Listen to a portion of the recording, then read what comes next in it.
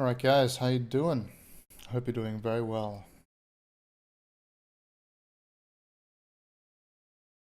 Today, before we do anything, I want to say that I found something very cool, which is Sokol, the graphics API, which is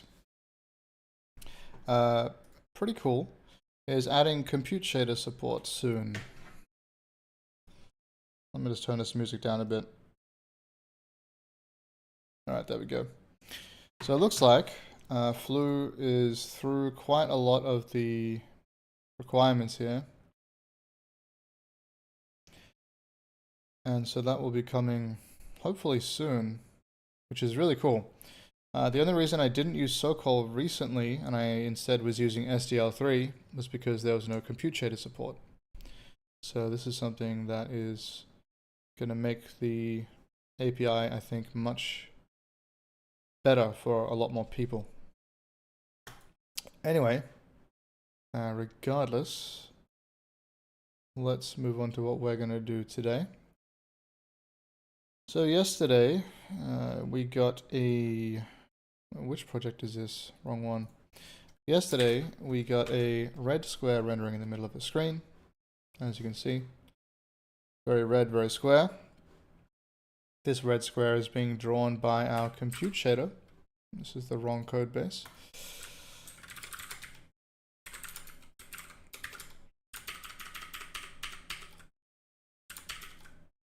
Alright, so let's have a look at this. We've got a compute shader here, which is just drawing red pixels. Here it is. We're just storing red pixels in the image. So now what we could do as a test, I suppose, is we could store in here, perhaps red could be the position. Actually, not the position. It would have to be the local position. Divided by 16. And blue could also be localpos.y divided by 16. Sorry, that's green, not blue. And this barrier is not a thing. So let's see if we can build this. I'm just going to close this window here. Actually, I will just swap these. So I do have a build command from inside the editor, but as you can see, it's kind of, I have to scroll it, which is a little bit annoying. And there we go, we can see. So I prefer to just build from the other terminal tab so I can see everything. So you can see right here. Also, that error didn't show up, right? I'm pretty sure. Unexpected identifier on line 20. And why is that? Okay. So local is the unexpected identifier. That's not good. I thought that's how we made local memory. Was it that, or was it something else?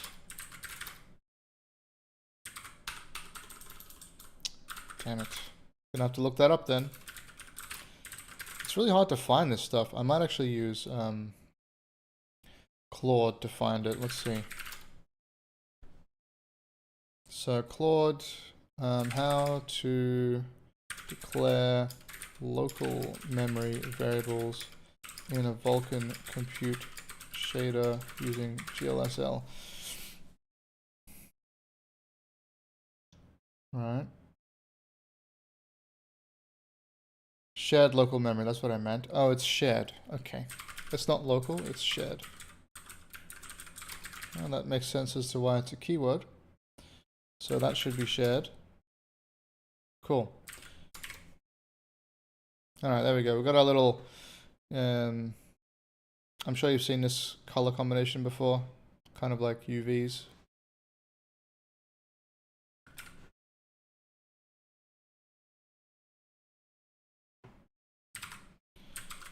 Alright, cool. I am going to actually change the position to be not the middle of the screen anymore, which I think was in the main file somewhere. So window width divided by 2. There it is, -8. I'm going to put it at the top left, I think.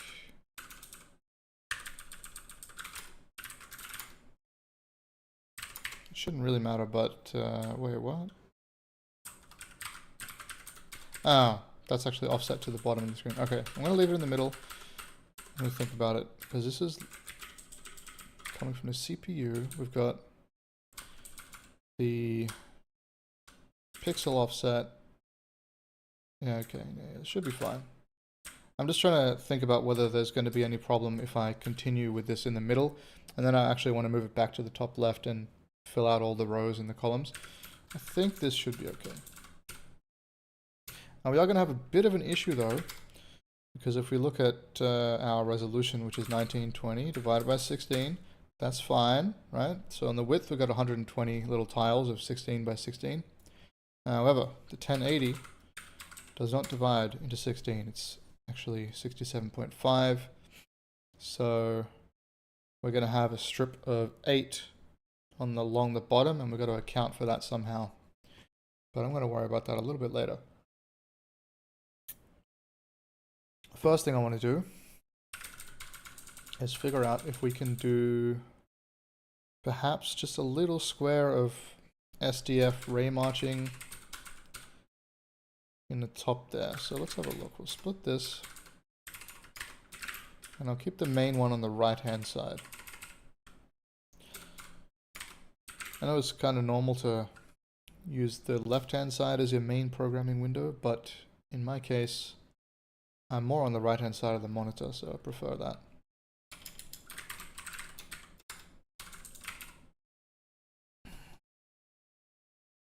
Okay, here we go.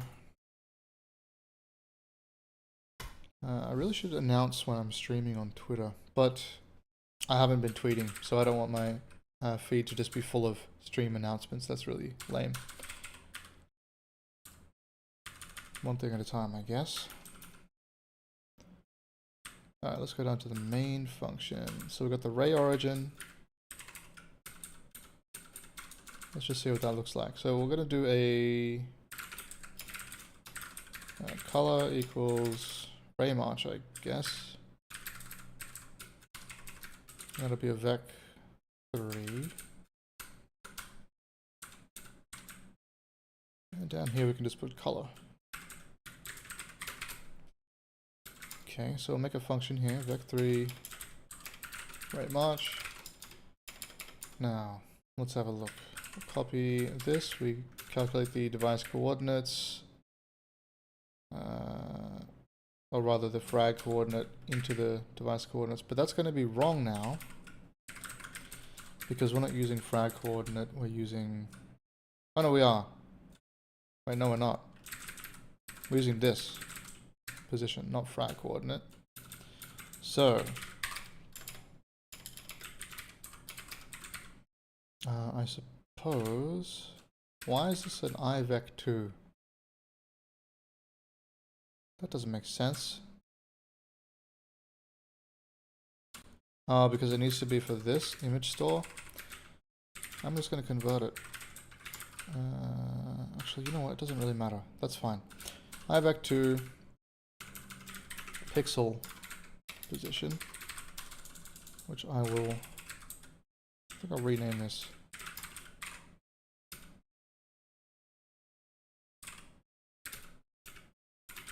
Pixel position, here we go. So we've got our local position and our pixel offset.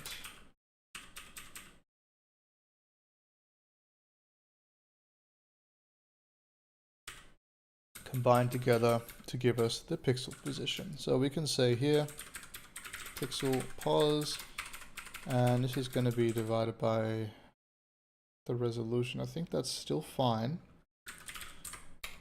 Okay. So make the clip and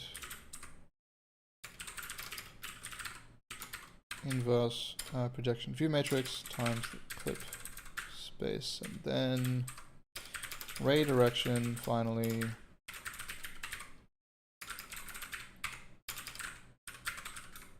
Okay, cool. So, I guess I had this function before called sphere trace with binary search, which is pretty complicated. I kind of just want to do a really simple... Maybe I'll just do a little, like a really simple Raymarch here, just a little sphere or something to get going. So I'll look for Raymarch on shader toy, of which there are many examples.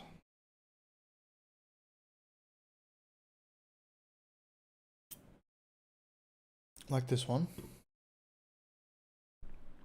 Okay, we go down here. We grab. I think it's this function called render. No, this one's not as simple. Hang on a second. I think I could just write this out. So we go for I is 0, I is less than. So we're going to do 64 steps. Okay, and we're going to say basically this here. So position is going to be the ray origin plus ray direction times time. Time is going to be 0 at the beginning, then time we add to, this is called h, but I'm going to call it distance traveled. Does traveled have 2 L's? I don't think so.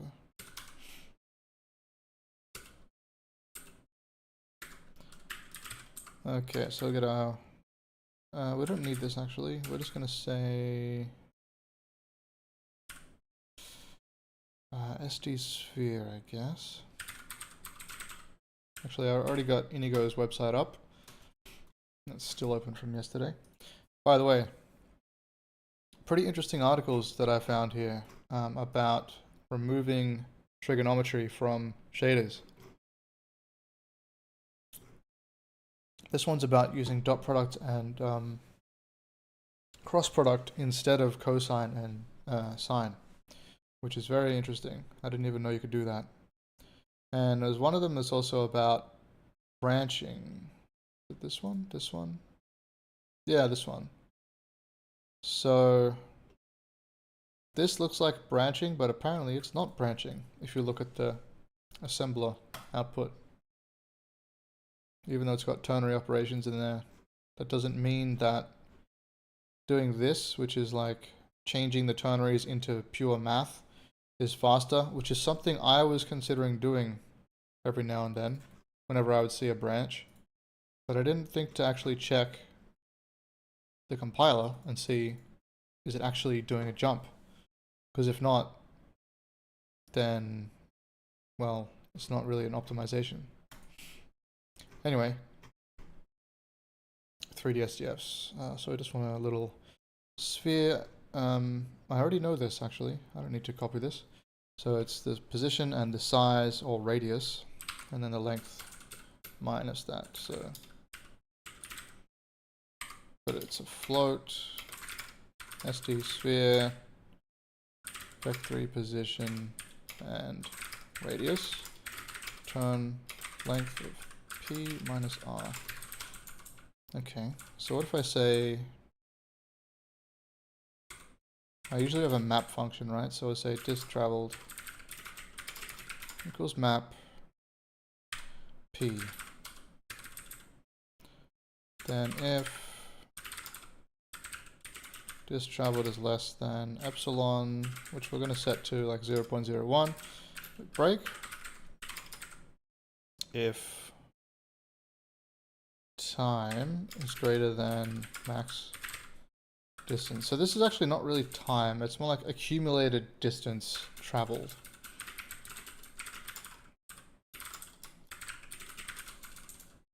Which is a lot longer to type out, but it's much clearer. Hey. There we go. Then we return, no we don't return, we break as well. Then here we say if accumulated distance. No, if dist traveled is less than epsilon again, then we'll just say this is where you do all your lighting calculations. I'm just going to return vec3 1, otherwise return vec3 0. Okay, now epsilon is going to be constant float 0.01 or 0.001. I don't remember. Why don't we just look at this? 0.1. Max just 100. That's pretty standard.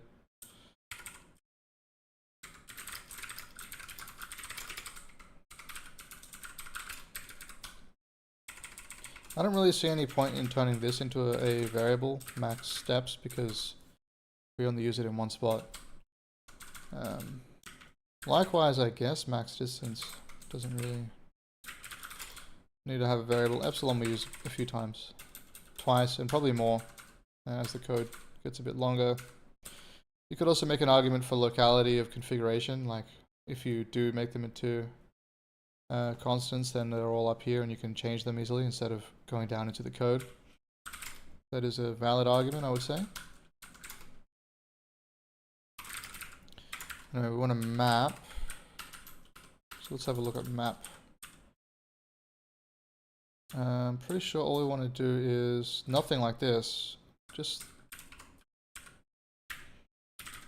basically like this. Dist is large number, return dist equals min, dist, and then SD sphere p, and the radius can be 0.5, and that's it. Okay, I think that will work. I'm going to Raymarch pixel position.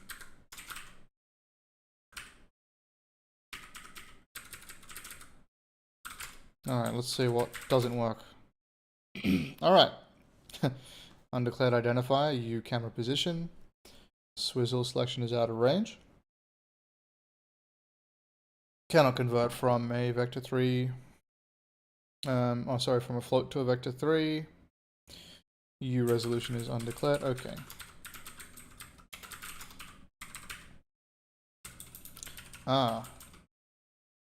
Interesting.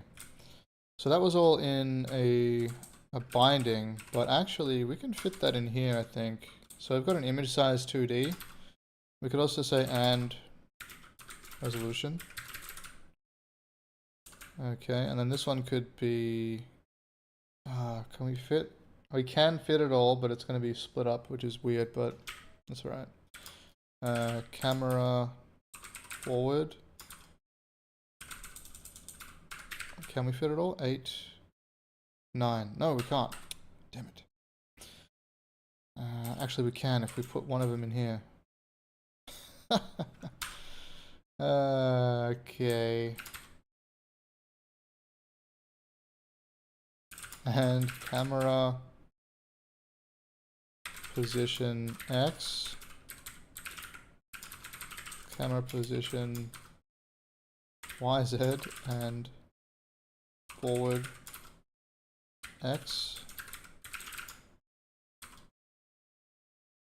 Is that right? Yeah. Camera position. Oh no, we can't fit it all.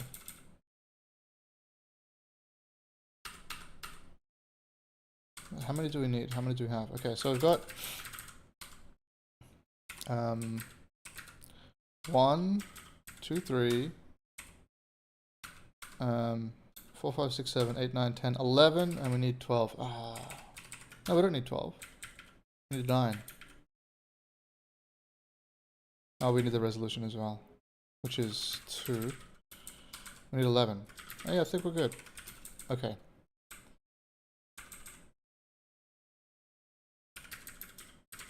These don't have to be packed into vec4s, right? Maybe they do, maybe they don't. Let's have a look. Actually, you know what? I'm just going to ask the AI again. It just seems much easier to find stuff about Vulkan. In Vulkan GLSL, do we need to pack push constants as STD 140? Is it 140? No, they're 430.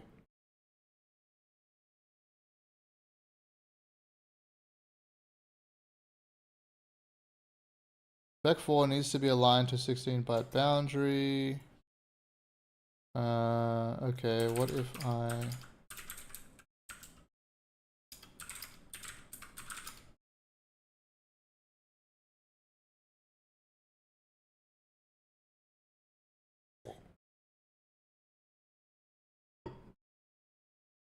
Okay, so Vec 2 can be aligned to an 8 byte boundary apparently. Maybe we should do that instead. So this could be image size 2D. This could be offset 2D. We also need Vec 3s though.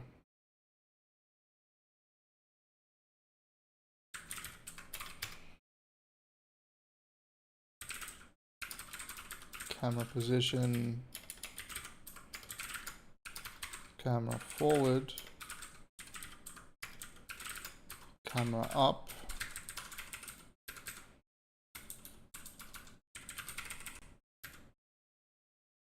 And resolution.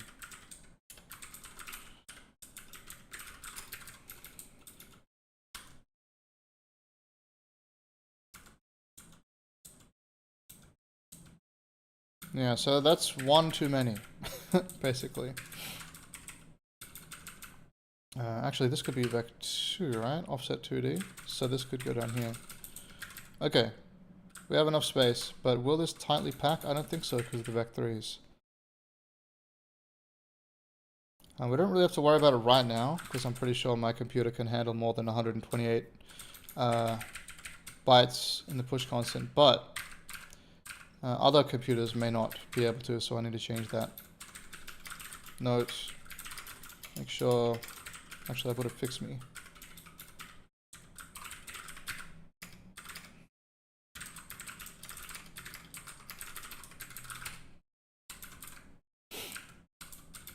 Alright, so we're going to go with this structure.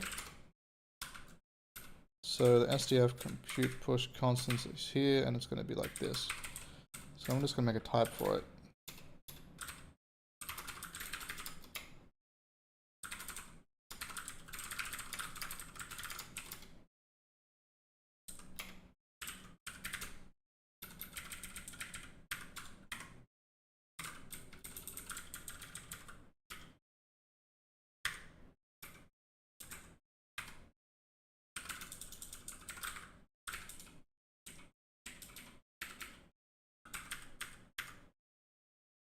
Okay.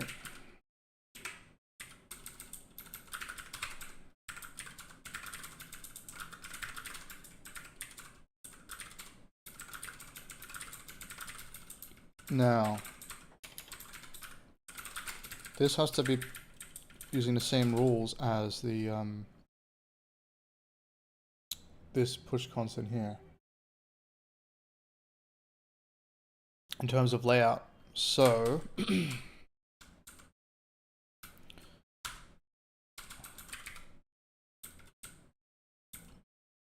I don't know if that's actually possible.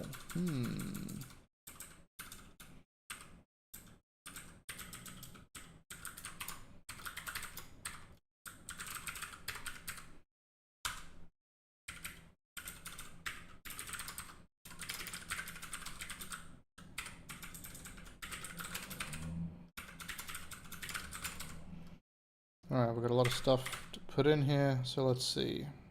Oh, we don't have the time.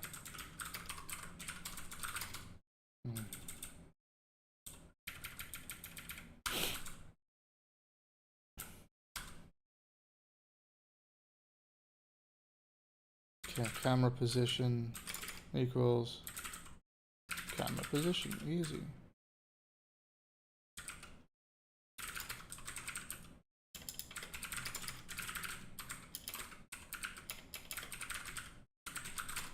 What's the problem with this? No, I didn't put a comma at the end here. Okay, camera up is camera.up. Image size 2D is... What is this actually? Window width, window height? Which is actually the resolution, so we already had the resolution. I'm gonna get rid of that then.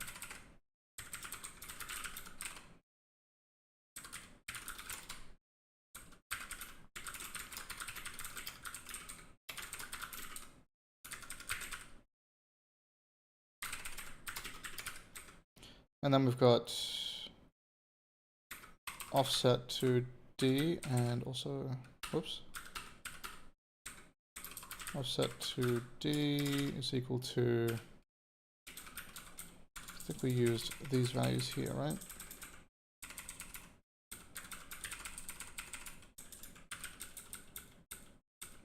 Just for now, so we can put it in the center of the screen to more easily see it. And then time is time since start F32.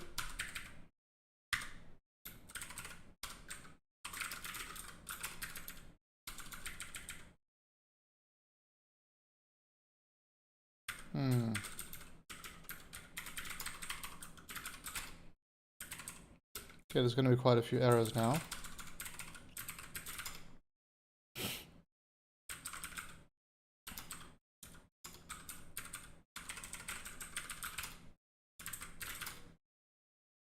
Okay, T is undeclared, that's all good. Alright. That's fine. We can fix that. So T, where was I using that? Here. This should be accumulated distance traveled. Okay, that gives us the current position along the ray. Okay, distance traveled is undeclared. Yeah, that's true actually.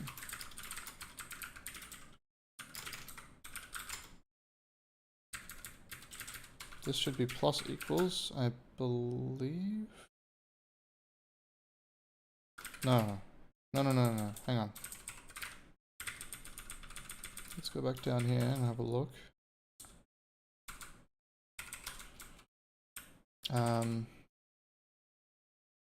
That's weird.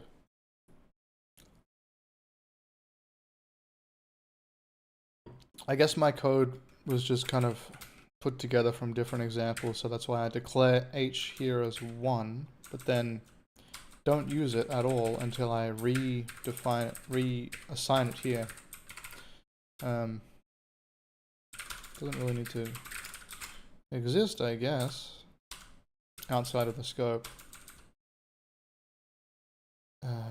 Or do we? Because there's another check here. H, if H is greater than or equal to epsilon, return -1. I guess that's the same as just skipping this check here. Oh, we do need it. Okay. Float just traveled. Oh, that's why we set it to 1. Yeah. It wasn't silly. Because then this check will fail if nothing happens, basically. And then we'll get the black back. Color is an undeclared identifier on line 73. Very well. That is true, it is in this scope. I guess I'll just make it black by default. Okay, now maybe we'll get something that draws on the screen. Nope, it's just invisible. We've got a compute pipeline.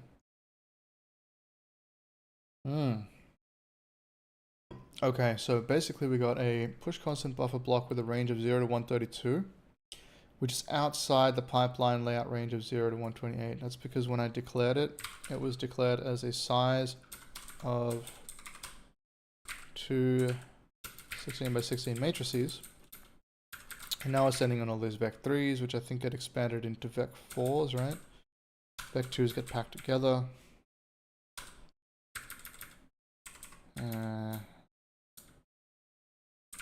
Yeah, so let's have a look here at STF push constants. Actually, I need to look at the mat4, glsl.mat4 times 2. It's going to be somewhere around here. Cube pipeline, debug drawing, nope. Is it this one? No, it's not this one, it's this one. So this is just going to be size of STF push constants. Okay, that's all well and good. I am going to have to move this though to the top somewhere so that other scopes can have access to the type, because when I declare the pipeline down here somewhere, very far down, here we go, STF compute pipeline, we're gonna declare the push constant size somewhere around here. Where is it? Is it this one? Yeah, here it is. So we don't want to do a size of 2 matrices, we want to do size of STF push constants. How's that? Okay, apparently that's still not okay.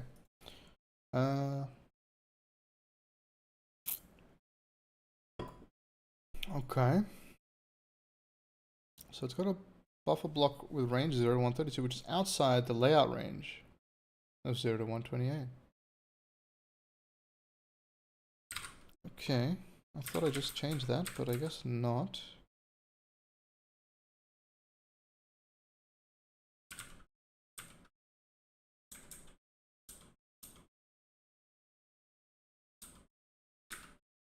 So I'm going to search for glsl.mat4 parentheses multiplied by 2. Nope. Double parentheses? Nope. Ah, I need to escape the asterisk there. I'm going to make this a bit smaller just for a second, so I can find this more easily. Nope, nope. No, no. Nope. Okay. Don't see the problem.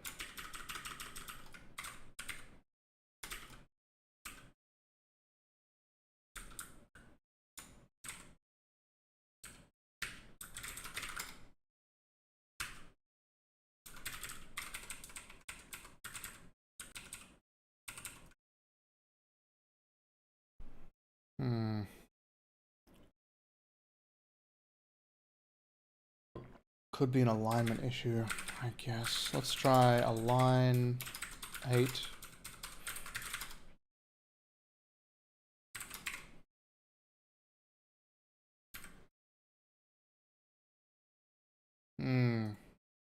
Pipeline layout range of 0 to 120. Oh. Oh, hang on a second. Okay, so that actually was working, but I've just added too much data to it somehow? How does that make sense?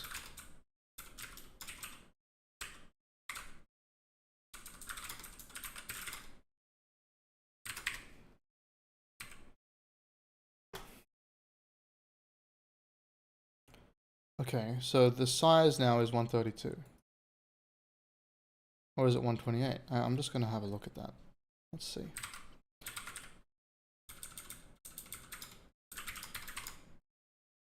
Size of push constants. There we go. I'll just panic and send this as a message. Oh, apparently I can't do that. Oh, whatever. Print. Doing some print debugging. It's not really debugging. I guess it is. So it's actually size 128, which is exactly what we wanted. So what's the problem then?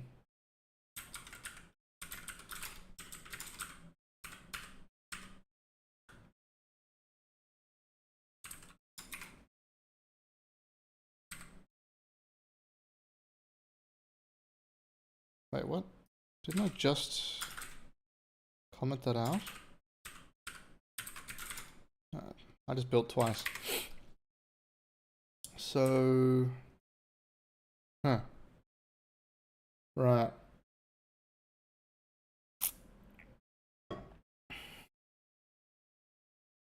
Yeah, they don't match up. Okay.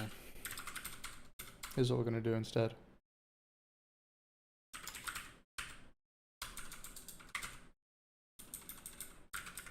Everything's going to be a vec4.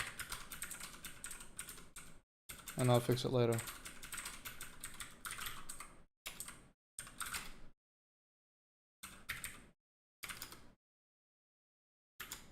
Oh, it's so annoying having to expand this. I think there's a swizzle, but I don't know if it's for what I want to do right now. I haven't used it yet. Swizzle. So I know you can rearrange elements with it.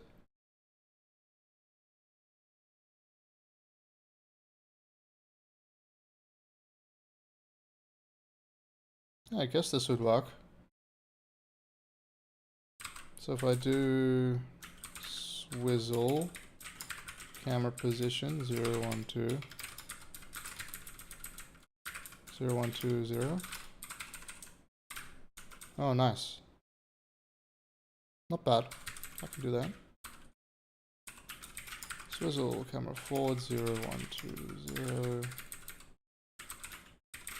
Same thing for camera up.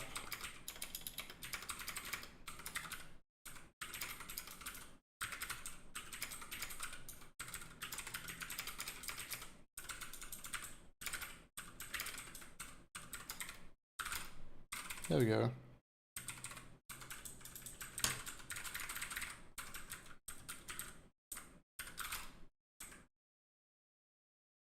Alright, I am just going to rename these though.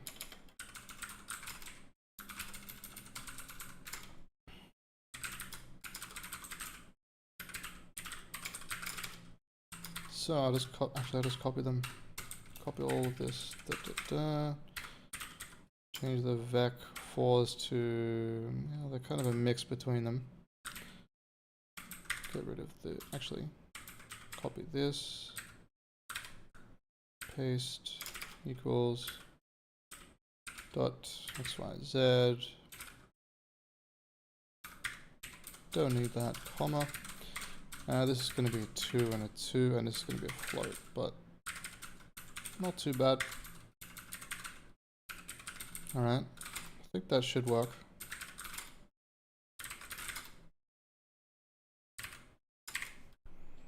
Error starting process. Oh, okay. I think I was still building. Alright. Good. We have a... Damn, it's so tiny though. I can't see it. Well, it should be black or white, so...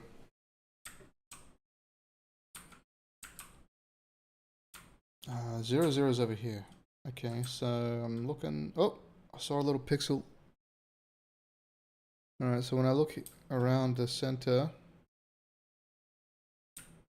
I get a little white pixel down the bottom left. So that's a good sign. Probably is not even going to come through after the video encoding.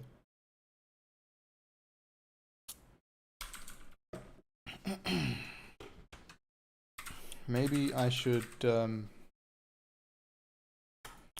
kind of want to halve the resolution and then upscale it. But anyway, let's have a look. So that means when we were Raymarching, we got a white pixel.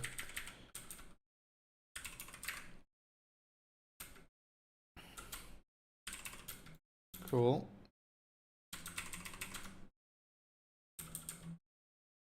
I think this looks fine. The fact that I can't see a sphere at all though is a bit interesting. So this is going to be at position 0, 0, 0. Because usually you would do p minus vec3 0 to get I mean, well, it wouldn't be 0. It would be some kind of offset like 1, 0, 0. So that would be at x1. But we can just not do any of that, and it should be fine. Is the... well, the size should be fine. 0.5. If I set it to 1, it's going to be massive, I think. But yeah, same thing. Just the bottom left pixel is turning on. Oh. Because there's this here. We're only doing it for the first invocation. Well, whoops. We're supposed to Raymarch on all of them. Which I suppose means we can delete that and declare it here.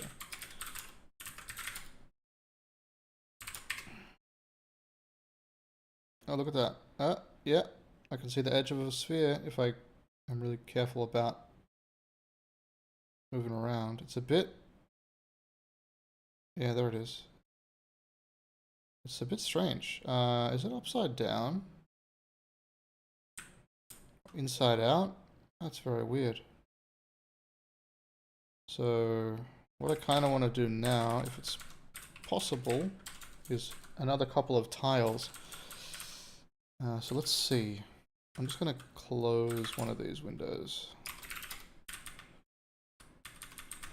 I'm slouching again.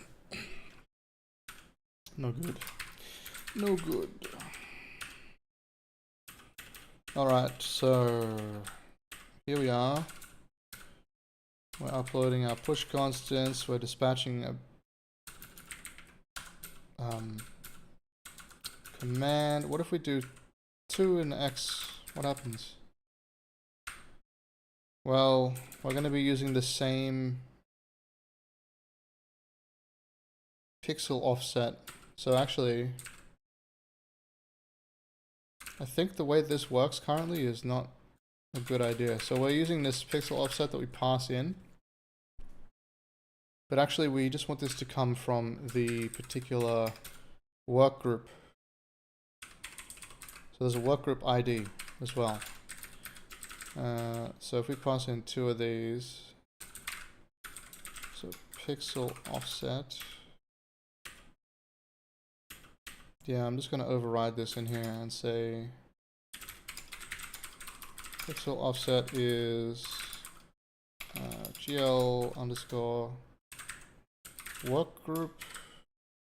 It's work group invocation.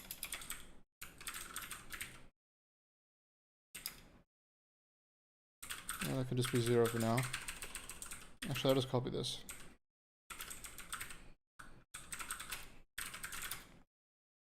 Okay, that's not a thing.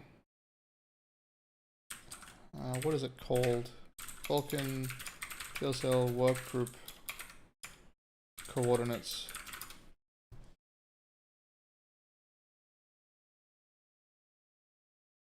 See what I mean about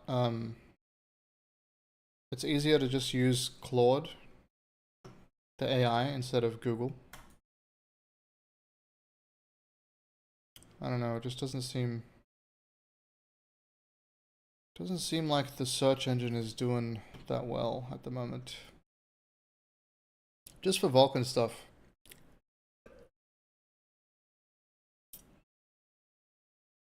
Alright, yeah, we've got the local size, great.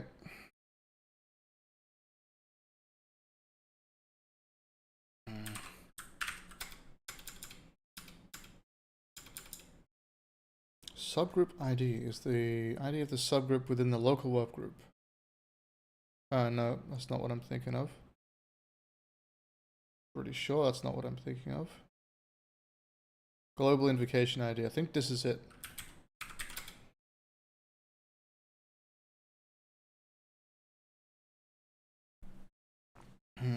Derived input variable containing the n-dimensional index of the work invocation within the global work group that the current shader is executing on.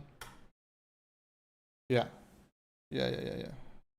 Oh, interesting. It adds the local invocation ID. Does that mean I don't need to add the local position? I think that does mean that. excuse me. So what if I do this? Pixel position equals gl dot knock dot underscore global invocation id dot xy. Is that going to compile? Apparently not. You can't. Oh, it's an ID.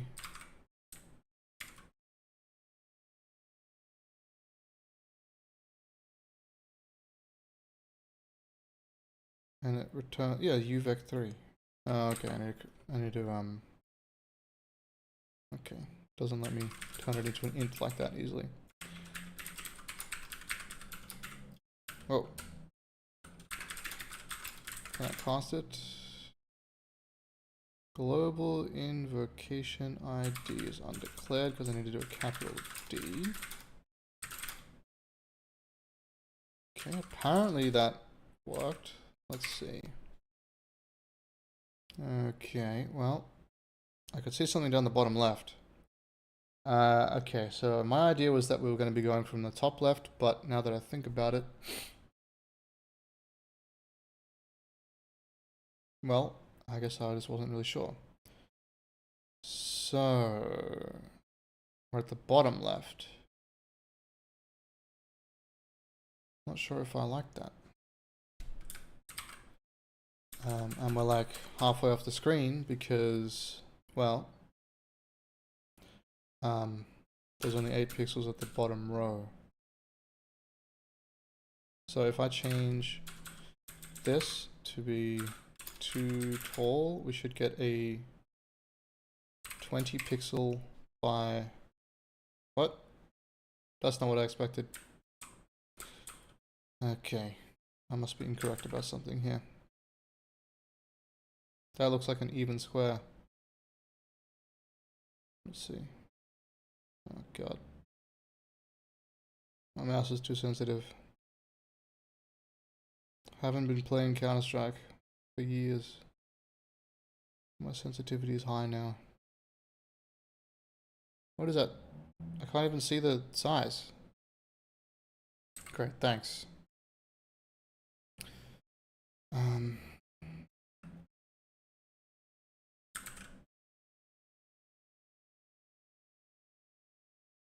Guess I'll drag it from the other side. No, I can't see it. So 32.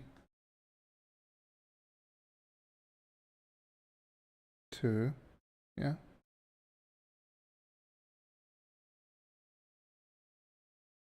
By 32. Okay. So that is... Okay, that's fitting onto the screen properly. When I look at the origin though, I'm not getting any sphere showing up. Huh. Lord of the Rings music just started playing. Nice.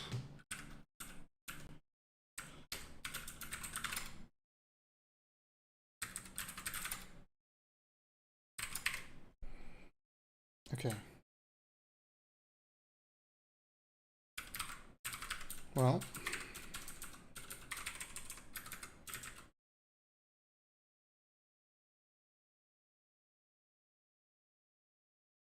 What can I say about this? The pixel position does seem to be correct, right? However, the Raymarch is not returning any values.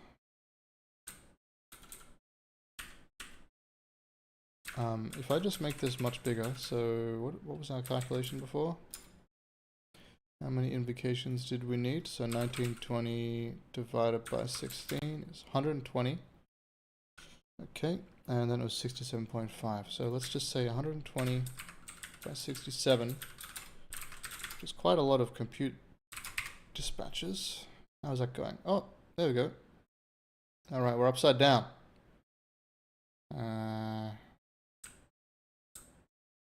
Interesting. Why are we upside down? I fixed the viewport issue.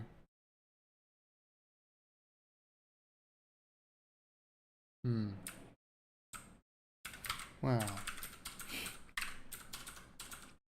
I actually want to return a vec4 here. And then I will just return, that's fine, a transparent pixel.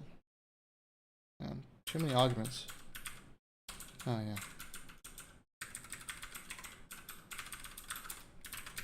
Because this gets overlaid on top, so this should give me transparency. Alright, so I can see a sphere, which is moving with the... Oh! Okay, I remember this issue. We had this issue last week. It was viewport related, I think. I made a checklist. That's right. Where's my checklist?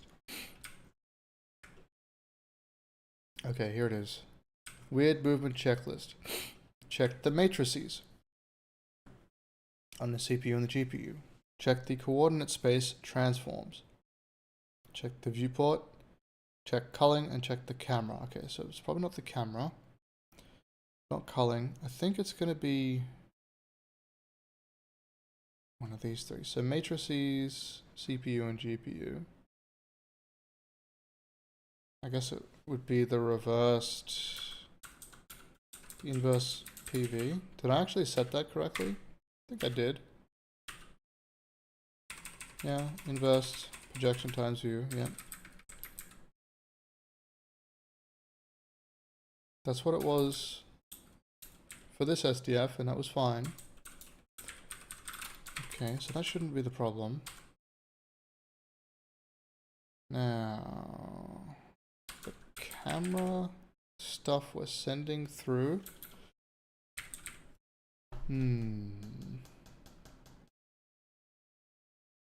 It's offset 2D. We're not. Oh, what is this actually? This is not something we're using. Oh, yeah. Yeah, let's not use that. We don't need it. Okay, let's just get rid of that.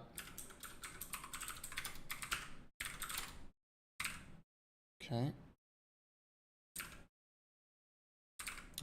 Time, yeah. That's whatever. Should be fine. Okay.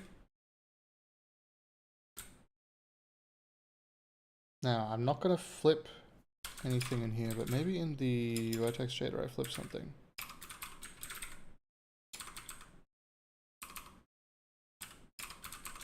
Why don't I use this? Okay, let's have a look. So this is the vertex shader that I was using for the other SDF. Let's just split this and have a look. I'm using full screen quad. I don't know why I made a new vertex shader.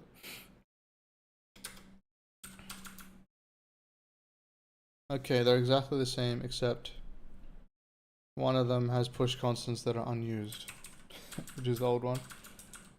And these are all the same order. Okay, that doesn't seem to be a problem then.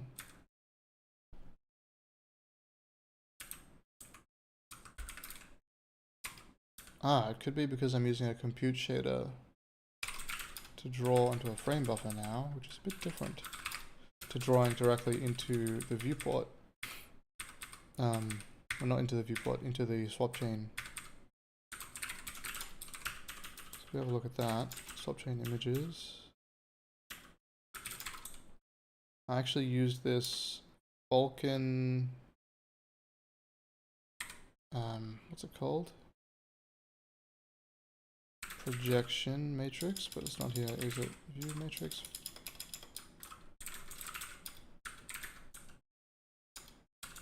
Here it is. Nope. I just called it Mat4 Perspective F32. I should probably rename it to Vulkan Perspective. Just so it's clear, this is a Vulkan perspective matrix. Okay. Yeah, this shouldn't be a problem. Alright, what's next on the list? Coordinate space transforms. So I guess we could look at how the compute shader is being applied in this pipeline here, the composite pipeline.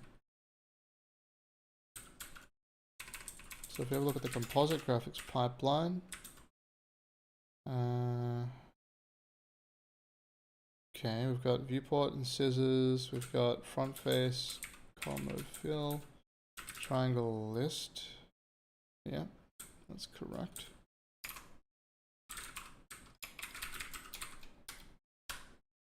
That's pretty simple. It could be that textures are flipped.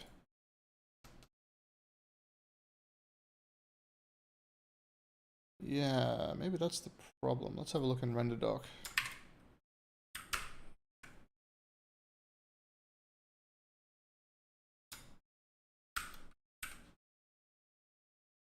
So we got this last render. Oh, I should move the camera so I can see the sphere. There it is.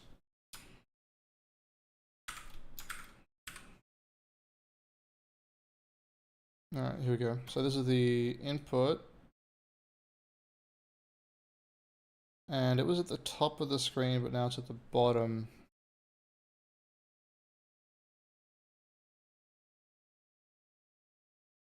I guess I could just flip the texture. Flip the image, right?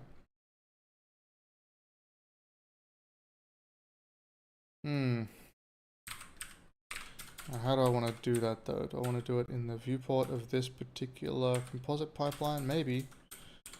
I don't like doing this for some reason. So y is going to be this value.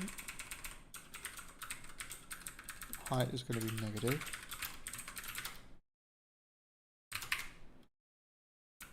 Okay, that's now correct.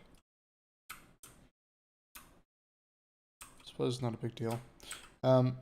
Cool. So now we have a compute shader Raymarching setup. I mean, the sphere doesn't really look like a sphere right now, but that's not a big deal. We can just grab something like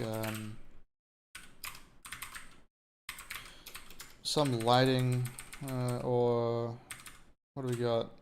Light direction, maybe AO. This one. Calculate AO. Grab that. Put it into the compute shader here.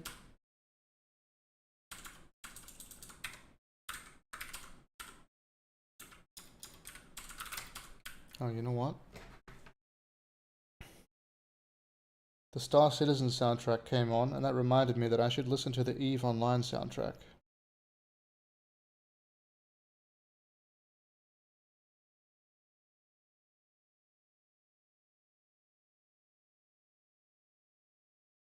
Nice.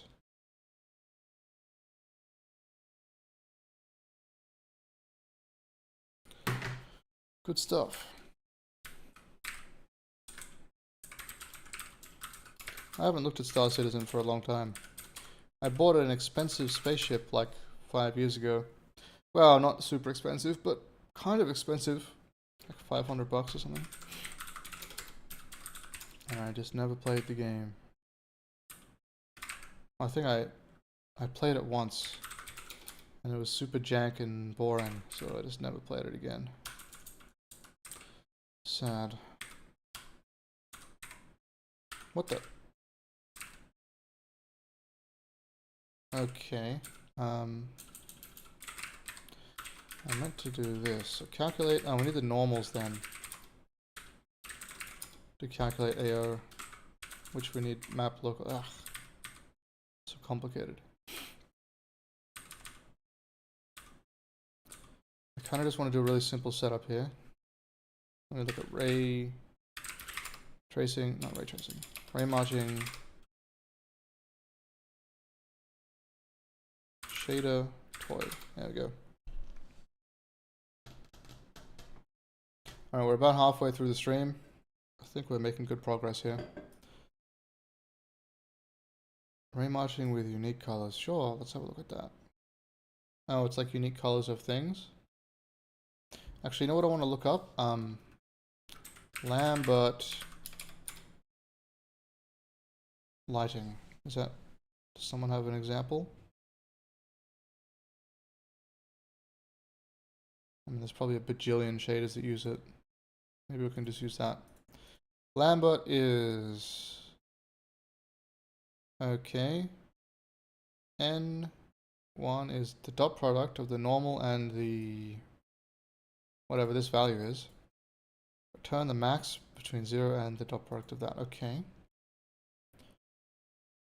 What is this? It's by IQ. Is it? Yeah. So this is... I should probably look at a Raymarching example. This is ray tracing.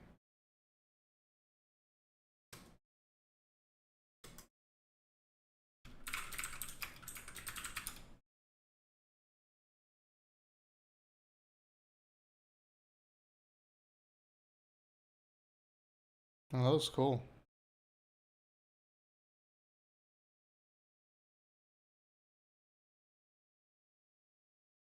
Oh yeah, this is the typical way to calculate the normals, that's right. So I'll just grab this.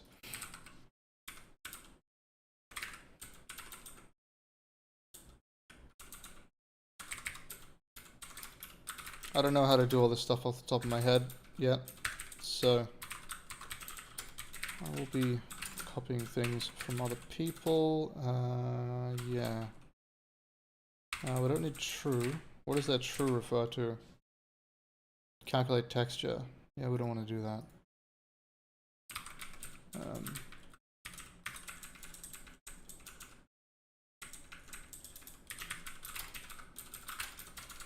Okay, turn H. No, what am I doing?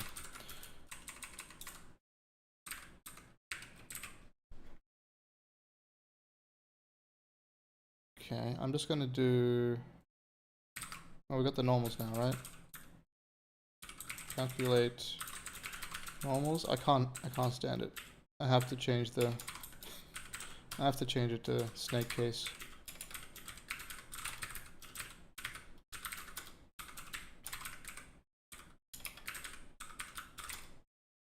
Okay, so we got the normal. Normal is calculate normal, except it should be normals. I feel it should be normals.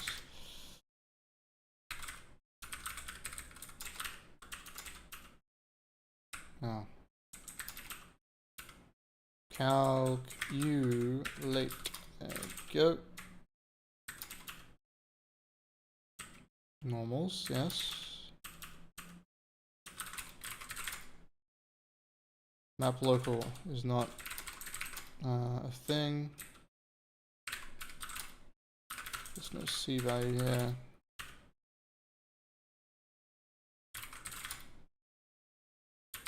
P is an undeclared identifier on line 110. Right, yeah, this is pixel pos.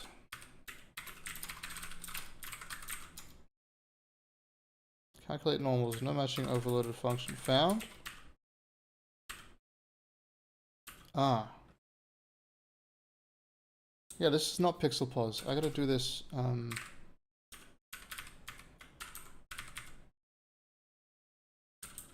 based on this value here.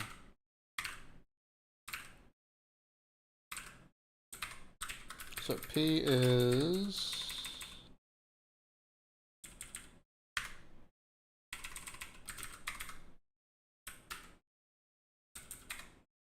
yeah, do it in here. Okay. P is ray origin plus ray distance times T, and T is accumulated distance traveled. Now this might give a bit of a weird result. I'm gonna return,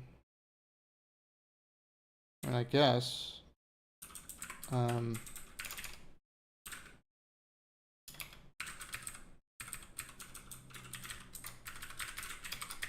something like that. What's wrong with this? Calculate AO. Oh yeah, I need to change this. I don't use the C value.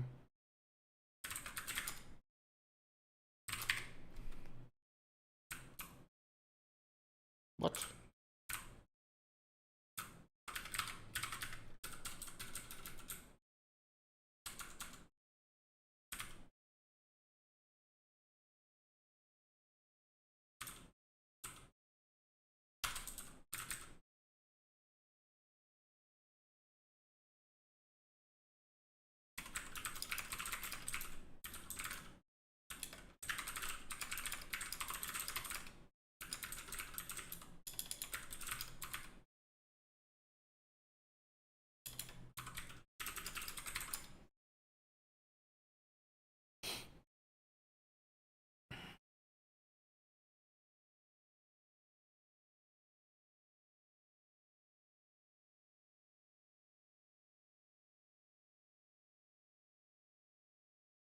Oh, I guess there's only one.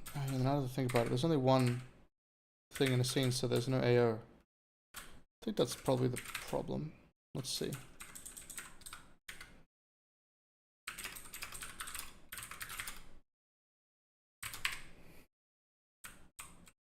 Yeah, there it is. Right, okay.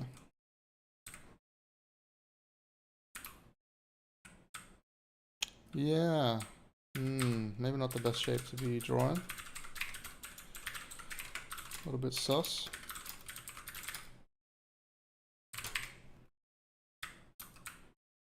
Oh, there we go. Look at those touching balls. That's fantastic.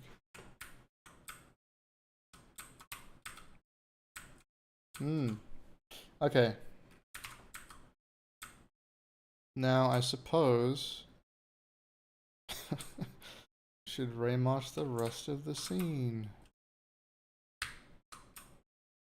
which was pretty complex. So what I'm going to do first is I'm going to actually have a look at the git. I'm going to add, I'm going to commit simple Raymarching with compute shader.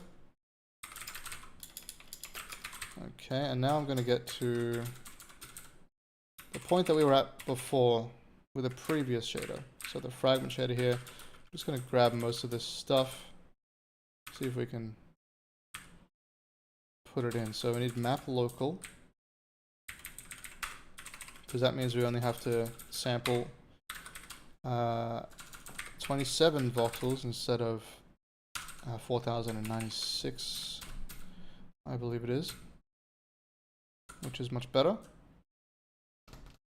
Wait, is that right? Is there really that many of them? Yeah. That's a lot. Alright, so we've got map local. I kind of want to build it up though, rather than just copying it. Can we do that? Maybe we can do that. Let's have a look. So we'll try...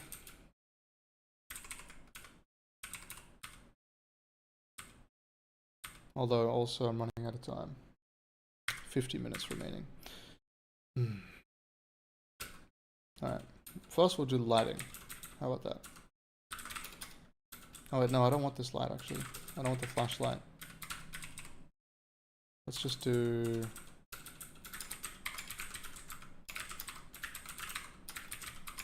yeah, we need the normals and the light color. And the light direction. And ambient, it's going to be 0.1, I guess. Yeah, okay, I'll call it strength. Strength, and this will be... I mean, honestly, times light color, directional light. So dot product. Oh, I need that saturate function.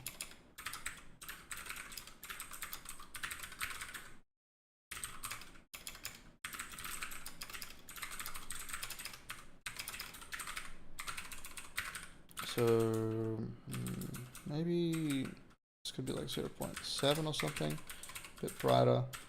Saturate is just clamp between 0 and 1. Can't remember where I got that from. Okay, we're just going to return ambient plus directional. Okay, and then down here we want to do calculate lighting, which takes these parameters.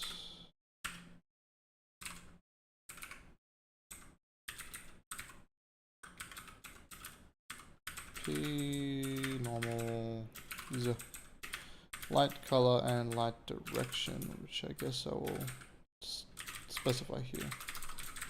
Light color can be white.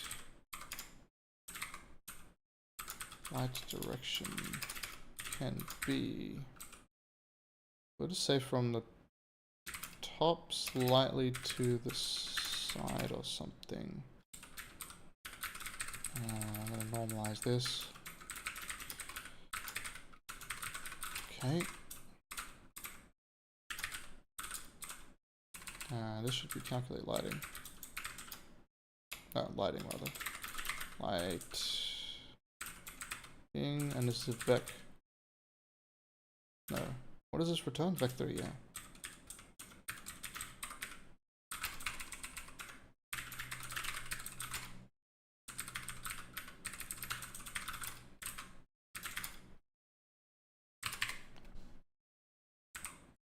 No, that's not from the top, that's from the bottom. Okay. Fair play.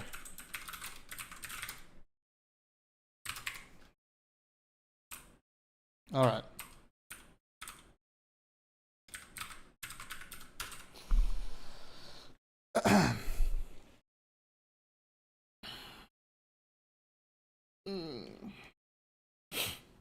Now, if we look at the map function, if we try to do something crazy, like loop over a bunch of x and y values, let's not do 16, let's just do 4.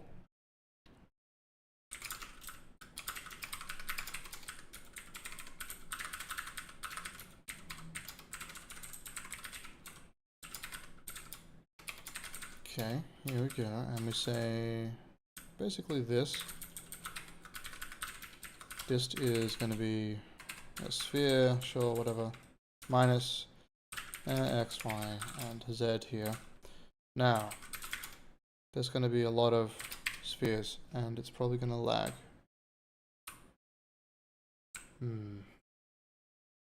Doesn't seem to be lagging at all. Okay, what about we increase this number from 4 to 8?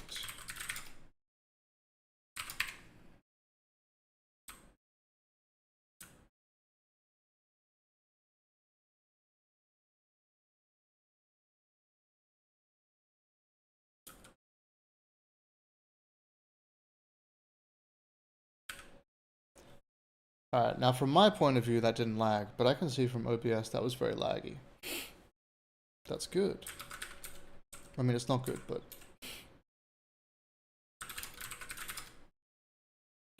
but it means it sort of has something to work with. So I'm gonna put it on 4.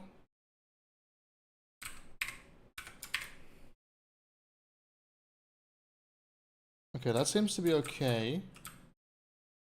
So I suppose we'll work with 4 by 4 by 4 for now, and I'm just gonna try to see if any of the optimizations I thought of would work. So, well, I mean, for this case, we're always drawing 4 by 4 by 4, which doesn't really help anything.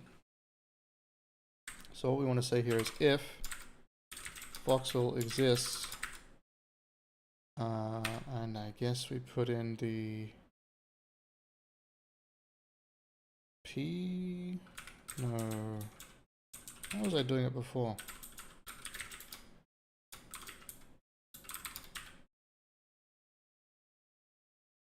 The center value, oh yeah, that's right.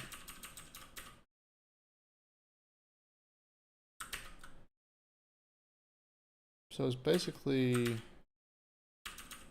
this C value, which is generated at, oh, okay, so this is a binary search to find the actual edge. We can probably skip that for now and just do a rough approximation. I guess I'll just use a rounded p-value.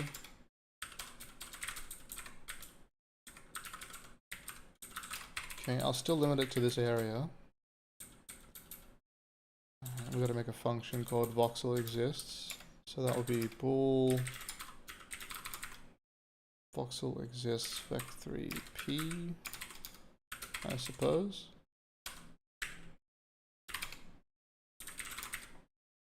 I guess we'll just store them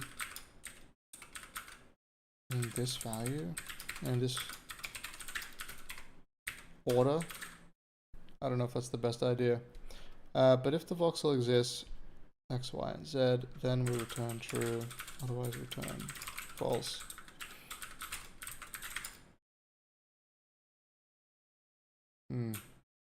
Undeclared identifier, right, yeah, of course. So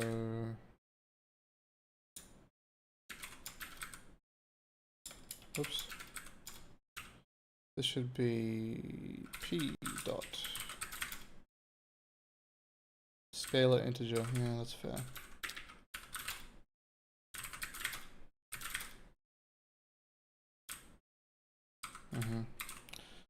I don't know exactly what the rules are for GLSL automatic casting. So bool exists, no overloading function found. No overloaded function found. Oh.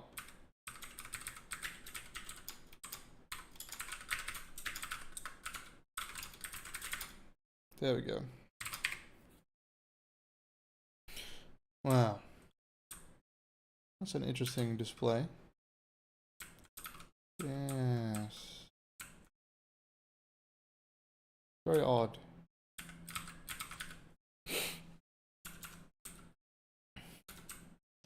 I suppose that tells me that this value is not working as expected. I think it should be this.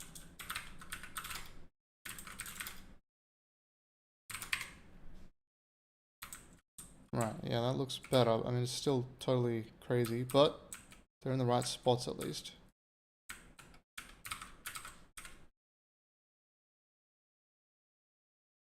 However, this data is uninitialized, so that's probably what that problem is all about. Let's see what we can do about that. So if it's the first local invocation, then we want to fill the shared memory. And we do that by sampling the texture, which we haven't passed in. Okay. Actually, should we use the texture? Sure, why not? Binding is going to be 1, I guess. It's uniform sampler 2D. I called it world texture, right? Actually, it's not 2D, it's 3D.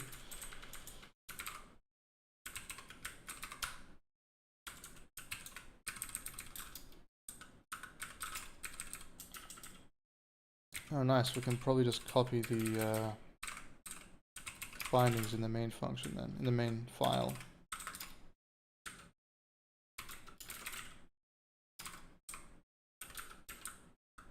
D3, so I'm looking for, where is it?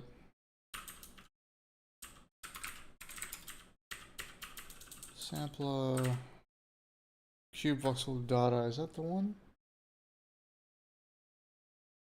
Yes. I need this. I'm gonna put it on this pipeline. Where is it? Here. Okay. I also need to define it up here somewhere, don't I? In the descriptor. So I'll just grab. Yeah, it's not actually a big deal. I can just copy this. delete this line here. And we'll say stay binding 1, and it's not a storage image, it's a combined image sampler, I believe. Okay, is that all we needed to do? I'm not entirely sure. But anyway, now we should have this image should exist. Well, text. So down here we can say for. Yeah, I don't know. I'm just going to do 0 to 8 for now, I guess.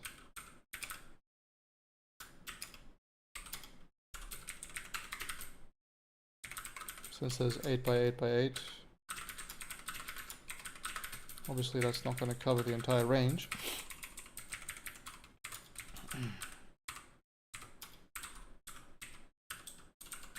So the first invocation is going to fill up this voxels. Okay.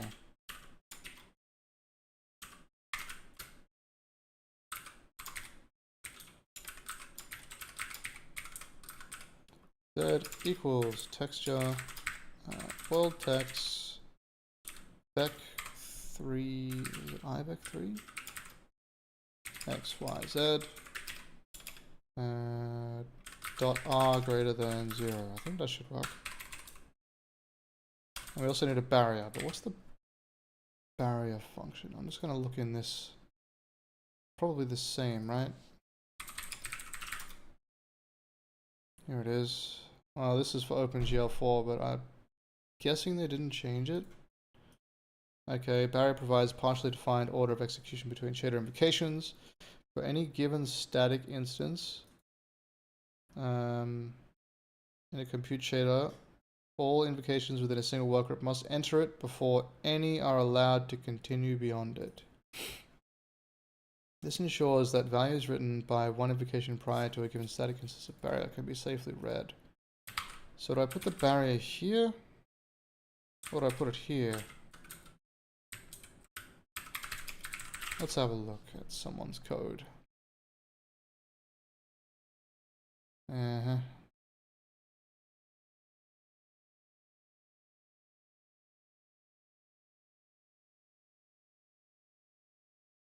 Scope of barriers explicitly within a workgroup, and you cannot have visibility of operations if you haven't ensured have happened yet. Okay.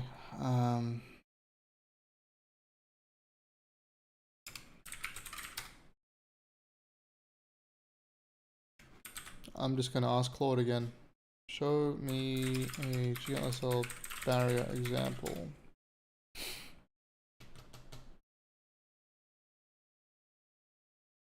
I'll bring it on this screen. It's really slow, what the hell?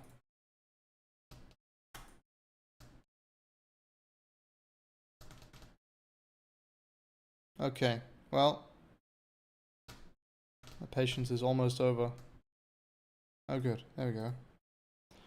Due to unexpected capacity constraints, it's unable to respond. Okay, doesn't need to be crazy. There we go. Okay, so I've got the shared data here. And just barrier.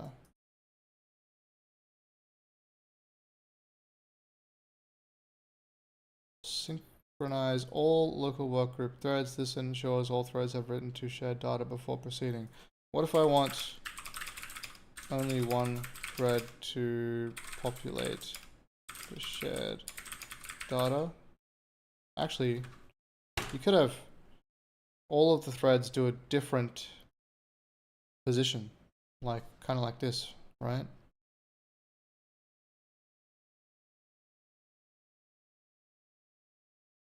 So basically I'm doing this, yeah, and then just put the barrier outside. Okay.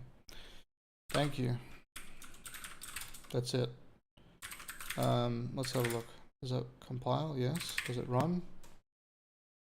Alright, it does, but we have a problem. The descriptor sets are not correct. Okay. I should have read the error.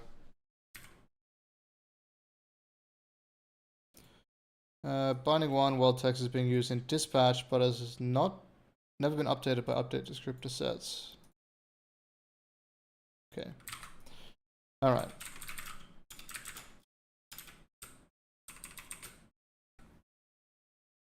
Yeah, this is the wrong descriptor set. So this needs to be SDF compute descriptor set.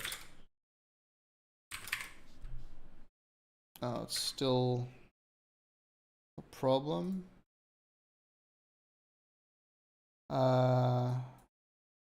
Never been updated. What? Did I not just do that?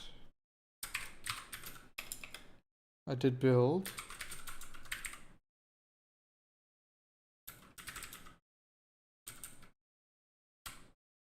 What's the problem here?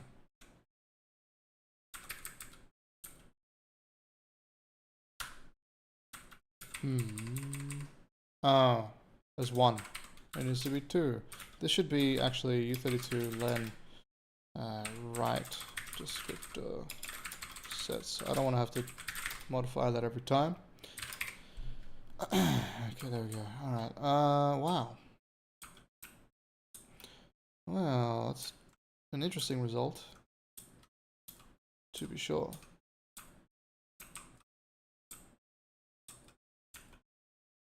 You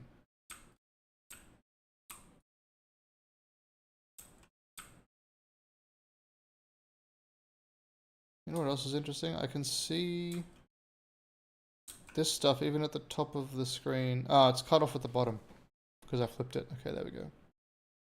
Yeah. Okay, cool. That's a weird result.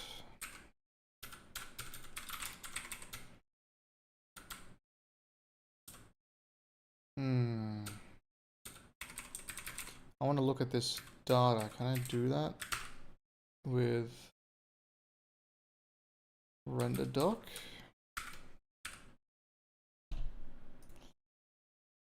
Alright, interesting. Let's have a look here. We've got the sampler.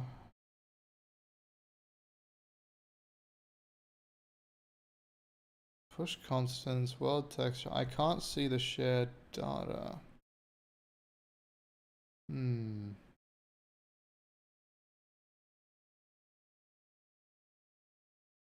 Okay, maybe I can look at it with NVIDIA Insight. Let's have a look.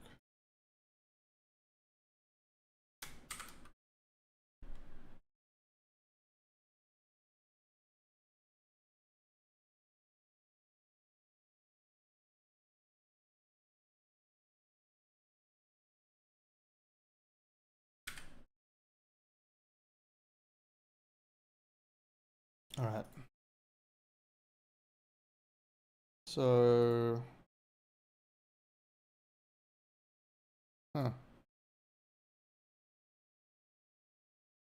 here's the draw.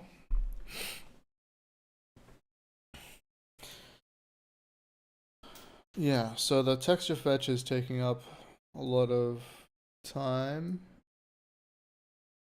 I believe. But the L2 sector hit rate is now 96.2%, which is really good. Although we're not drawing the full screen anymore, so we'll see what happens.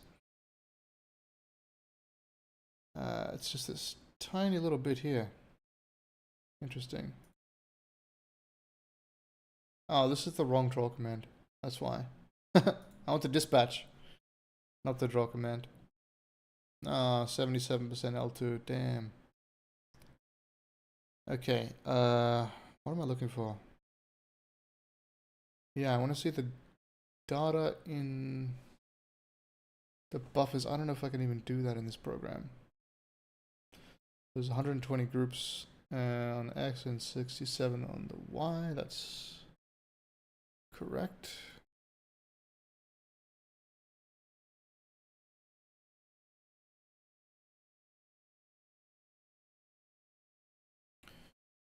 What's kind of cool is that they give you a top issue list. So you can see warp stalled by MIO throttle.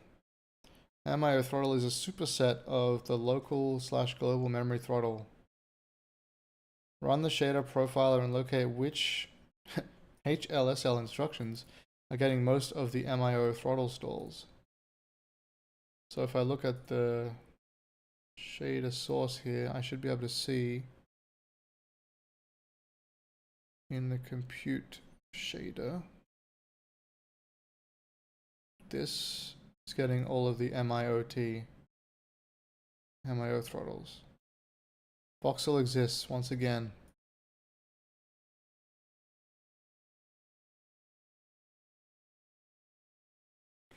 Interesting. This one is also getting quite a few.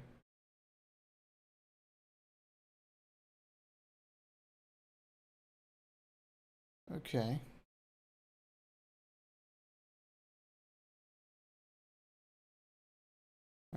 Normalize is having a bit of an issue here. It's stalling because of the barrier. Right.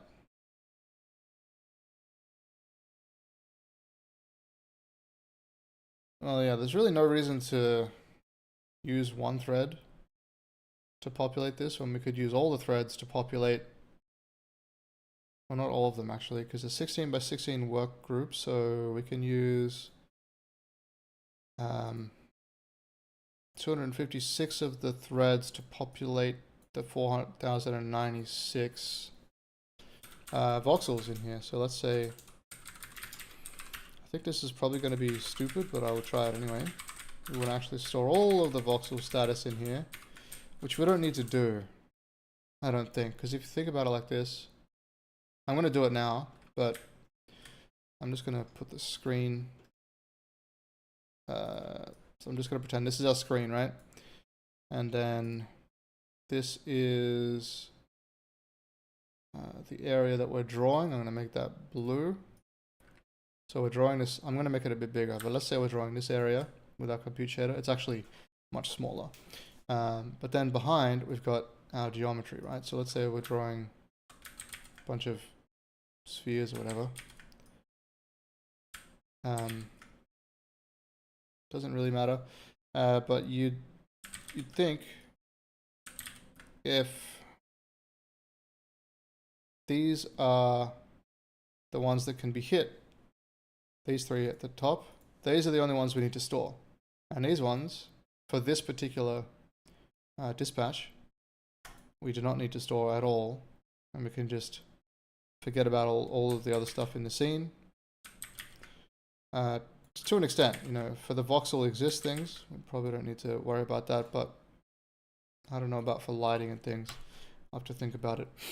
But yeah, for this particular test, we only need to store these three. We're just pretending that this is how our voxels are set up, even though it doesn't make any sense, just to get the point across.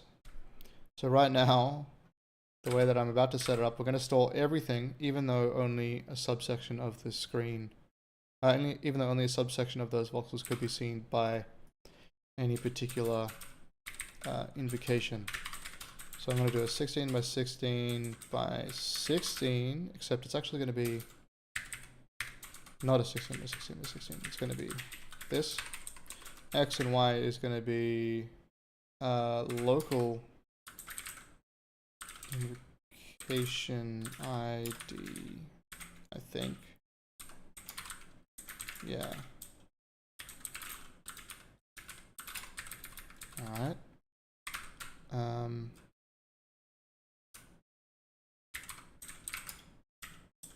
Let's just grab this. Gonna, whoops. You know what? It's fine.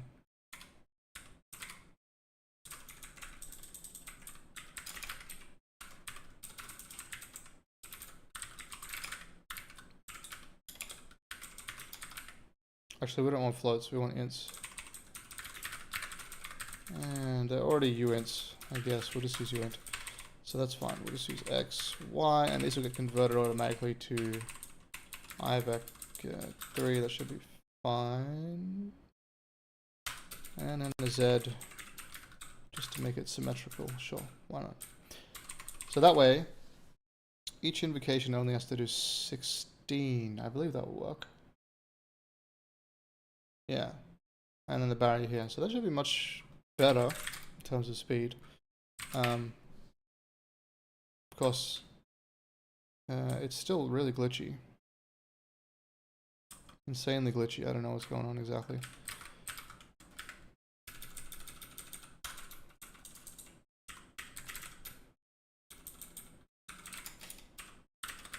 So let's see. If we were to, well, if I just comment out this part and have a look at this, what does this say? Yeah, we just draw a bunch of spheres. Okay, great. So that part is fine. The part, I guess, that we have a problem with is if the voxel exists. So this is just wrong, I guess. Also, why am I doing this? It should just be return this value.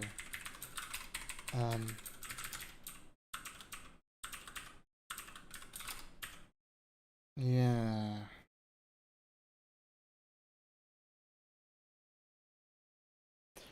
It could be because of the way that we're Raymarching and we're not getting the correct stopping point. So we always accumulate the distance traveled. We don't step back a little bit. I guess we could do that, like minus 0.1 or something. Seems a bit strange, but yeah, now we can kind of see inside these cubes, which is a bit weird.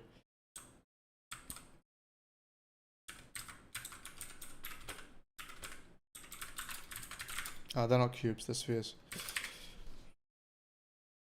So obviously we don't want to leave it as a just a set value. We want to actually calculate this later with a binary search, but I think for right now this should be okay. So the problem now is going to be what? Well,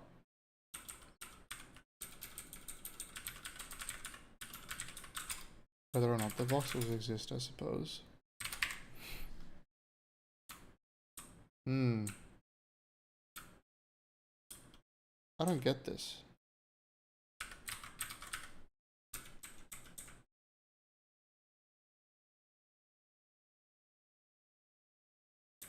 I think this value is wrong. Okay, let's see. Man, it's getting really hot. Oh yeah, the sun is shining on me. That's probably why. Just gonna turn on the aircon real quick.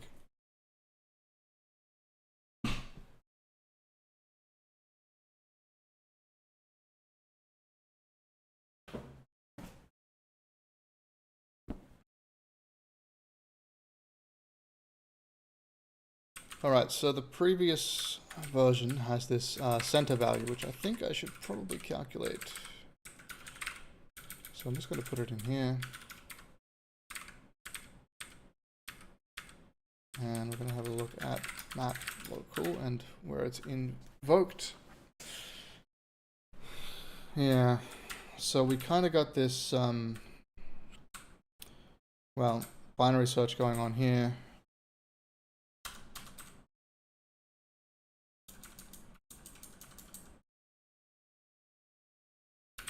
Which maybe is necessary, but I don't really think it should be.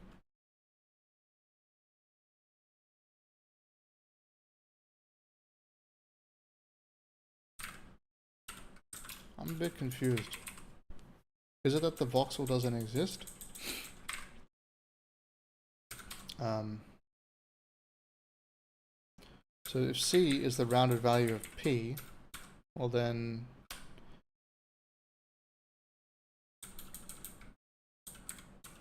actually I should look in this function here. So C is the rounded value of P, and then we do a map local using C. Well, that means that... Oh. Yeah, okay. I am stupid.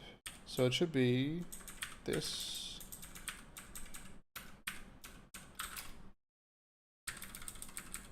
Voxel exists, X, Y, Z. Yeah, what am I doing? Cool. Now, I think they're stored in the wrong order. Also, That looks crazy again, but we're getting somewhere. I think it should be X, Z, Y. I mean X, Z here and Y here, is it correct? No, that's not correct either.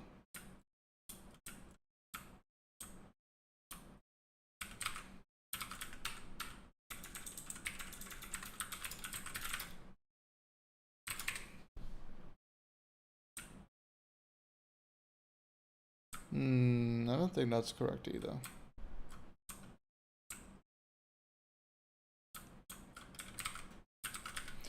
Okay.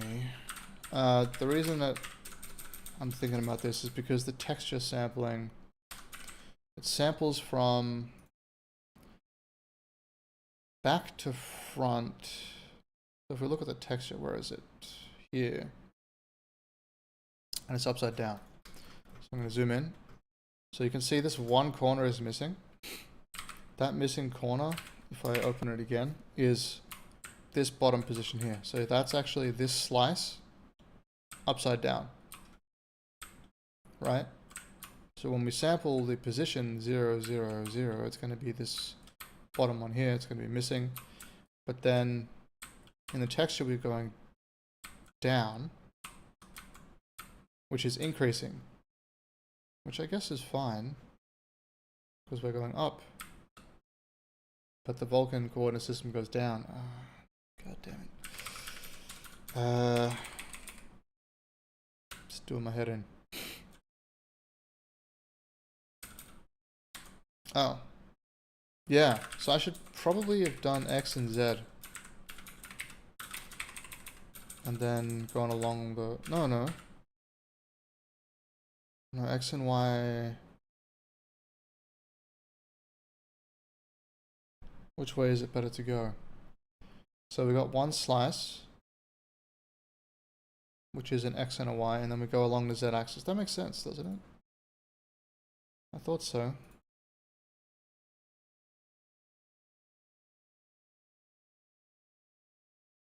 Yeah, because we're using local size 16 on the X and the Y.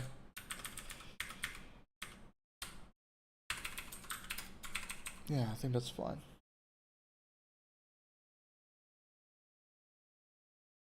I just wish I could see what's in this. Oh, yeah, I'm stupid. This needs to be divided by the size of the texture. That's why it's flickering. These are actually UV coordinates, not absolute, like world space coordinates, right? Okay, that didn't actually fix it. What? I was so sure about that. I'm pretty sure that is correct though. Oh, but these are uints. Yeah. Okay. I'm just gonna make this float u equal float u equals x divided by 16. V w and v and w. Actually, you know, that's fine.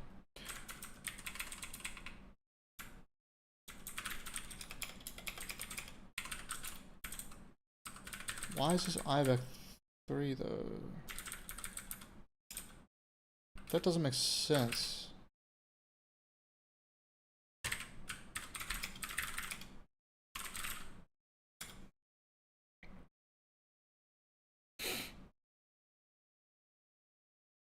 Yeah.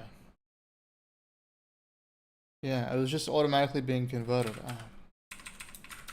This should just be a vec 3. VVW is being redeclared. Wait, what? Redefinition of V. Ah.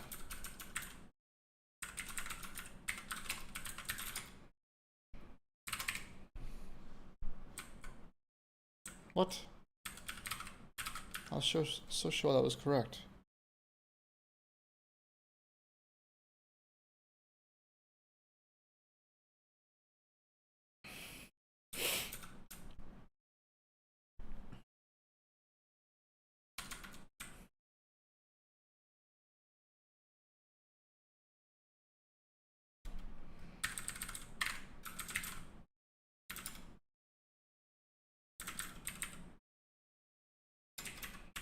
So in this case, I did this. Okay, I'm going to change my voxel exists back to the previous version.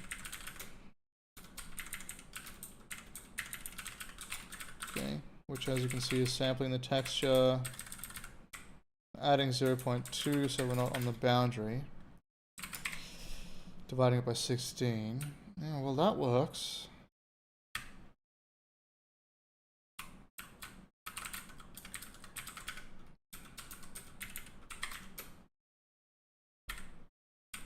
So I'm kind of unclear about what the hell the problem is with this.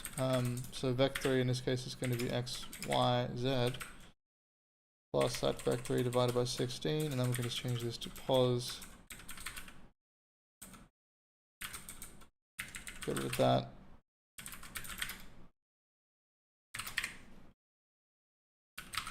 Oh, I didn't actually change the function back.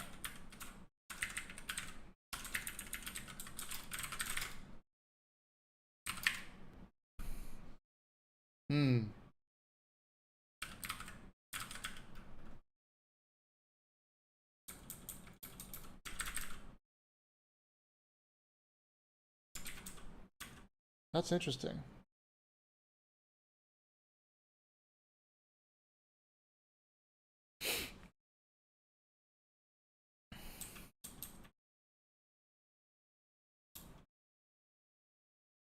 So, is there a problem maybe with... Oh, I am really dumb. I need to remove that. It's supposed to run on every invocation, but I was only running it on the first. Okay, there we go.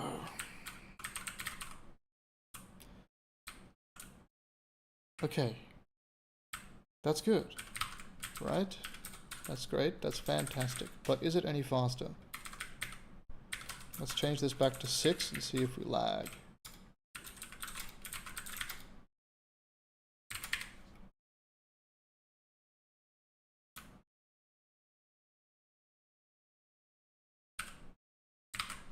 Yes, we do. Yes, we do. So, I guess so far, this is not any faster. So I'm going to take a little sample here.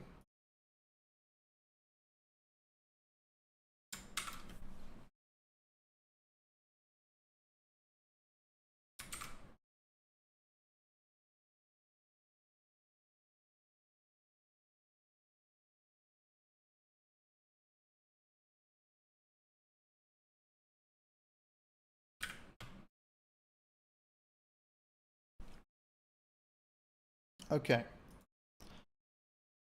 Let's have a look, shall we? So we got the dispatch. Here it is. We've got an L2 sector hit rate of 63%, which is much better. It's still a bit low though. I would prefer that to be higher. It looks like we've got shared memory load is taking up a bit of time, but that's kind of what we expected. But still the most expensive thing is this, which is what? There's 3 different areas where this is being called. Special function. Okay, so that's the actual Raymarching on the sphere.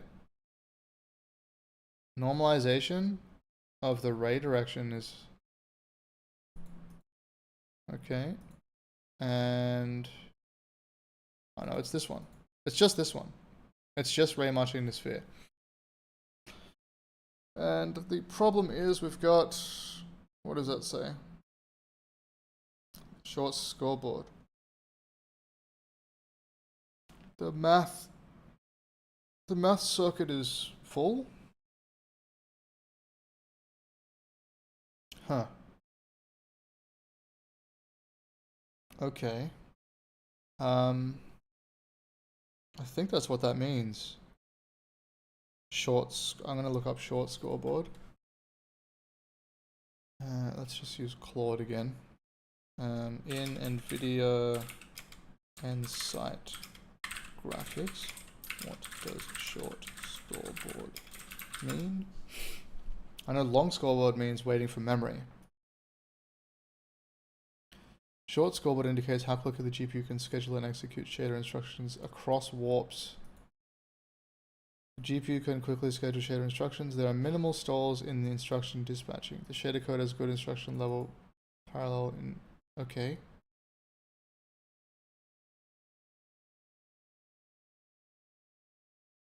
Right, so it says short scoreboard is the top stall, which I don't really... Okay, so if I'm getting FMA 30... FP32 math, that's crazy. So this is like a square root and a couple multiplies, right? Is that really a big deal?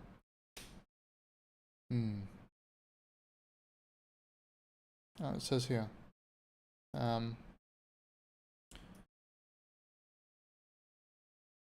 This is the wrong line.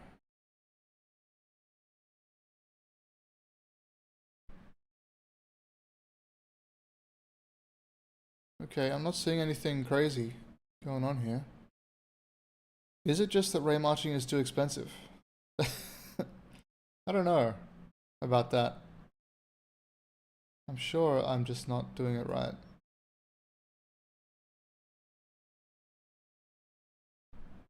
I'm gonna be really bummed if I can't figure out how to make a real-time Raymarching engine, but we'll see.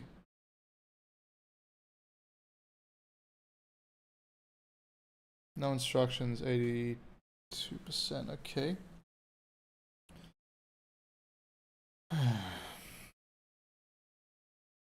Alright, so this is now working, which is amazing. That's great.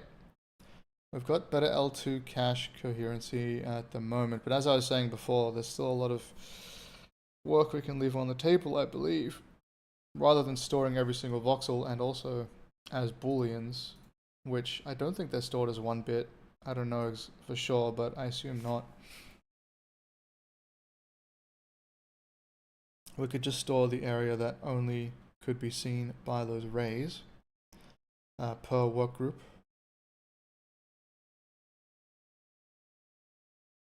So this is really a big problem here. Okay, total samples.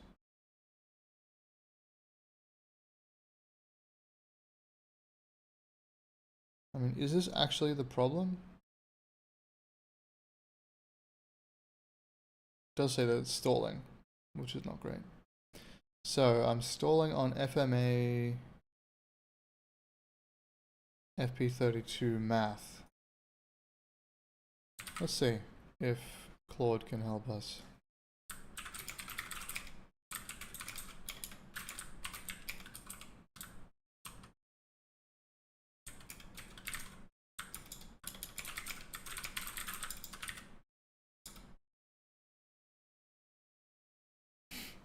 Okay, so fuse, multiply, add. The length operation is typically implemented as square root of these multipliers, yep, which involves multiple floating point multiplications in a square root operation. These can be computationally expensive and lead to stalls. Here are some strategies. You could square the length. And then, well, that's only if you need to compare distances, less computationally intensive. You can use dot product of P to P minus R times R. Okay, dot product may have different way of calculating depending on the GPU. Manual calculation using more control. SIMD friendly approach, use maximum component as an approximation, very fast but less accurate. Okay, so apparently square root is a big deal.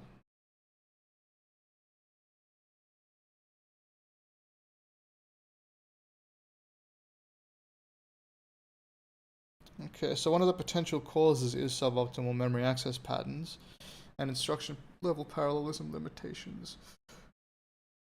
So, I guess I'll just try another one. We'll just try float st sphere dot, and I think it was p to p minus r times r, right? So that's going to give us the squared distance, and then we could return the square root of the distance here. Would that work?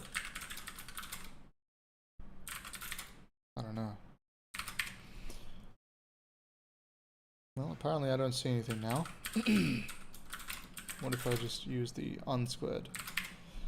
Oh, yeah, that's because I didn't change the implementation here, I think. So this would be st sphere dot.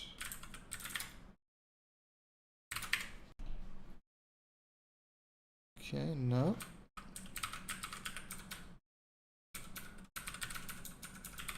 I mean, obviously this isn't going to work. It's going to give a different result.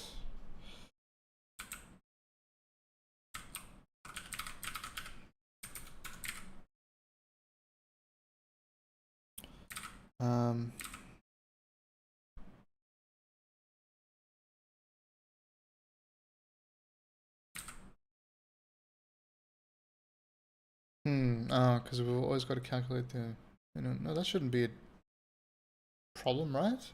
Because we're just getting the minimum. So if we're always returning the squared distance to the minimum, then these comparisons would be valid, and then we can just square it, right? Square root.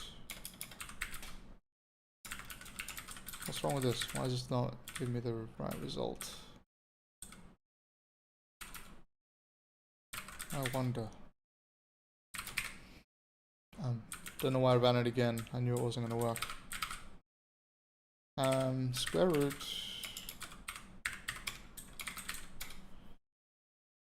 Yeah. Returns, okay, so generic type, yeah. So in this case a float, which means it's going to return a float. And the result is undefined if x is less than 0. It's not going to be.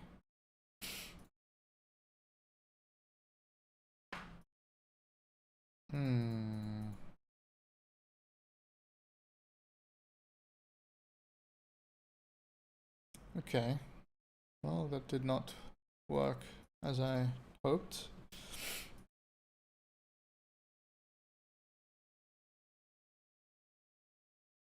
I don't know if that's even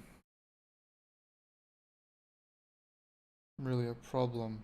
Complex dependency chains.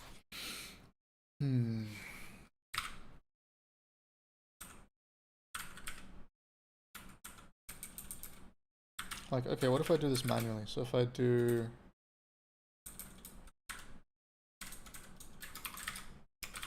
sphere 2, I guess. It's not really clear, but return. So it would be p dot x minus. Wait, I can't remember. How many times have I done this? It would be this, except without the square root, which is exactly the same as this. X times x plus y times y.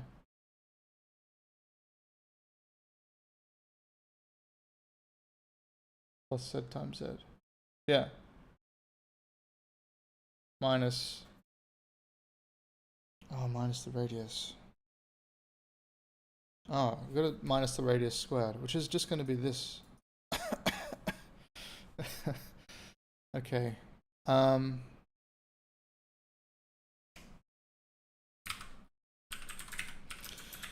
just type it out anyway.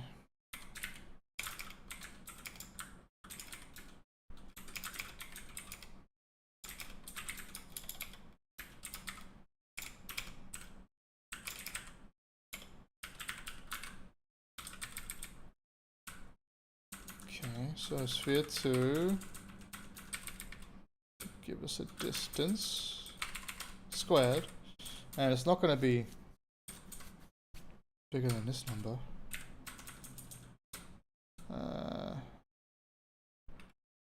Yeah. GLSL has length? Yeah, I know. Using it right here.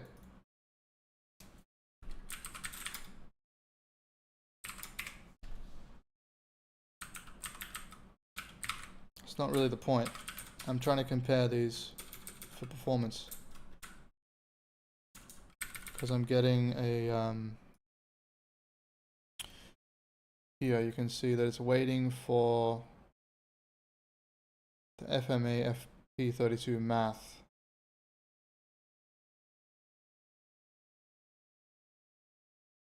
So I'm trying to see if different ways of calculating this will give a faster result.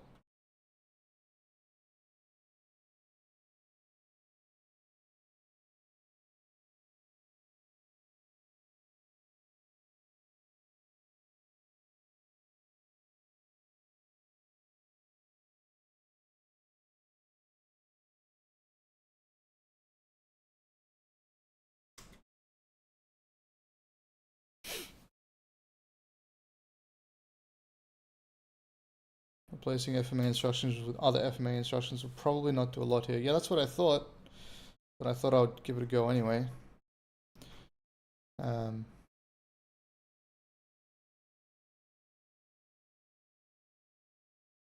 Yeah, not sure what to do about this. I guess I'll just try the other optimization.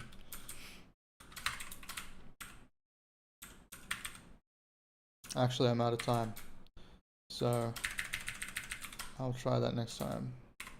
I think this should be correct. Okay, good.